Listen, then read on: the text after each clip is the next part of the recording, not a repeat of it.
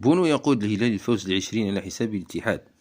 حقق ياسين بونو مع فريقه الهلال فوز رقم 20 في بطولة هذا الموسم بعد الفوز على ضيفه الاتحاد بمهاجمة عبد الرزاق حمد الله 3-1 في منافسات الجولة 22.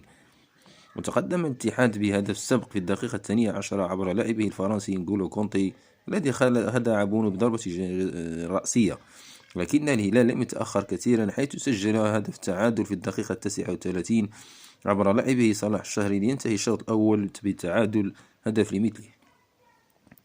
وخلال الشوط الثاني انتفض نادي الهلال وفرض سيطرته على مجريات المباراة عبر تدفقاته الهجومية المتوالية، وتمكن من تسجيل هدفين إضافيين، الأول في الدقيقة 59 عن طريق لاعبه البرازيلي مالكوم دي أوليفيرا، والثاني في الدقيقة 67 عبر اللاعب سعود عبد الحميد، فيما أضاع لاعبوه عدة فرص حقيقية للتسجيل قبل أن تنتهي المباراة الهلالية ب3-1.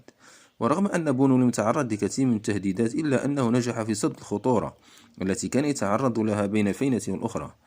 وبنتيجة هذه المباراة يكون بونو قد استقبل حتى الآن 9 أهداف في 20 مباراة لعبها حتى الآن، كما حافظ على نظافة شباكه في 13 مباراة.